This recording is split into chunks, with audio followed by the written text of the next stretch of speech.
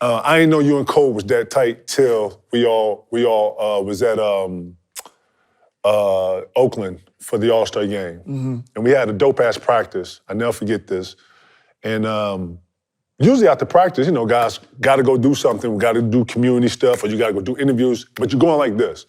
And for like maybe 5 minutes, man, you took me, well, I just sat there and watched, but you took Kobe and you went through like a 2-3 minute like tutorial on some denial shit. You went denial and then you went post. But y'all was at the top of the key and what made you go through that? What made you knowing that I gotta guard this kid one day and what I'm giving him can actually turn around and, you know, bite you in the ass? Mm-hmm. And I was so, I'm being honest with you, I would feel like certain matchups I couldn't give the whole slate. You know what I'm saying? Young guys that was coming up that just as eager, I couldn't give them the whole slate of A, B, and C, right? Right. For that notion right there. What made you do that? Knowing that you can turn around this kid, and you saw Cole was gonna be something different early, but what made you do that, knowing that this can possibly turn around and I can be the victim of what I'm telling him?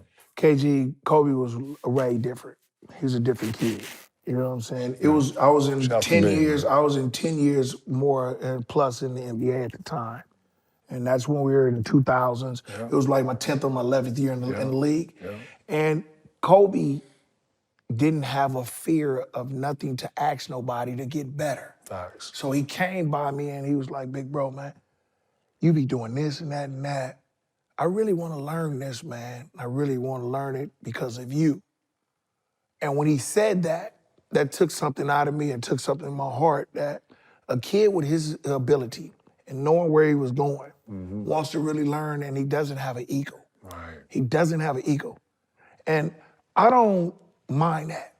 I don't care about him knowing how to do it and stop it because if he knows it, it makes me better too, KG, because I got to learn how to stop him now. Because I gave him the game, so I got to learn how to be somewhere else to him to show him something else.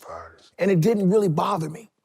And me and him got so tight. How about say after that, y'all got close as shit. We got tight. We got really, really tight. And then especially with me going to the Lakers and mentoring him with what he was going through during the time, we got like this. I talked to Kobe 2 weeks before he passed.